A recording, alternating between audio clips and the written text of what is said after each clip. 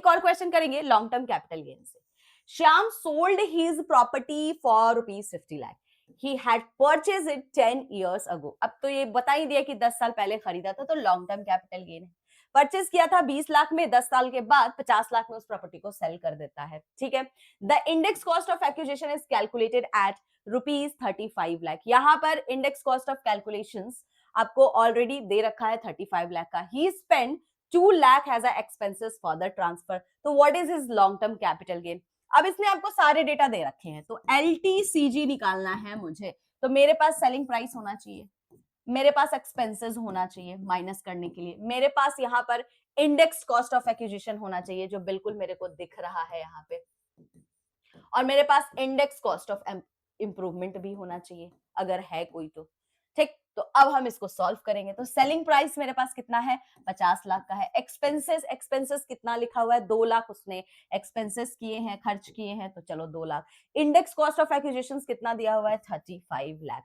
तो हम इसको सॉल्व कर सकते हैं, बिल्कुल आप इसको सॉल्व कर सकते हो। ये कितना आएगा, 48 माइनस 35 कितना हो जाएगा गाइस, तो 13 आ जाएगा। तो 13 lakh is the correct answer of this question. तो बहुत बेसिक सा क्वेश्चन है। अब आप कहोगे कि मैम यहाँ पर आपके कॉस्ट प्राइस भी तो दिए हुए हैं, लेकिन LTCG में कॉस्ट प्राइस फॉर्मूला में आता कहाँ है, नहीं आता है ना।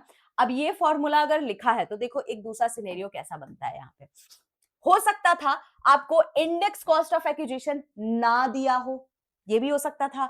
आपके पास कॉस्ट प्राइस था, अब आपको बोलता पहले कि पहले आपको इंडेक्स कॉस्ट ऑफ एक्विजिशन निकालना होता, उसके बाद ही आप इसको फॉर्मूला में लगाते। तो इंडेक्स कॉस्ट ऑफ एक्विजिशंस की जगह यहाँ पे दे देता कि CII जिस ईयर में आपने सेल किया था वो है 348, और जिस ईयर में आपको ट्रांसफर किया गया था प्रॉपर्टी को उसका CII है 167, ऐसे दे सकता था। तो यहां से पहले आप इंडेक्स कॉस्ट ऑफ एक्विजिशन निकालते, और जब इंडेक्स कॉस्ट ऑफ एक्विजिशन निकालना होता गाइस तो आपके पास एक कॉस्ट प्राइस भी होना चाहिए था। तो कॉस्ट प्राइस आपको 20 लाख दे रखा था, तो अब आप 20 लाख को मल्टीप्लाई कर देते CII से, ठीक है।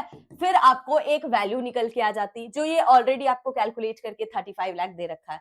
तो दोनों सिनेरियो में आपके क्वेश्चंस बनेंगे, तो दोनों ही केसेस में आपके एग्जाम्स में क्वेश्चंस देखने को मिलेगा, तो ध्यान में आपको रखना है।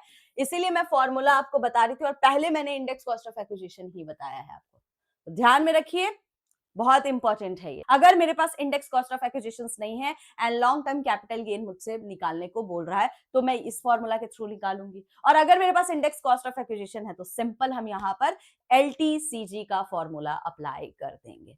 तो फॉर्मूला तो आपको याद करना होगा, करना है, आपका आंसर निकल के आ जाएगा, ठीक है।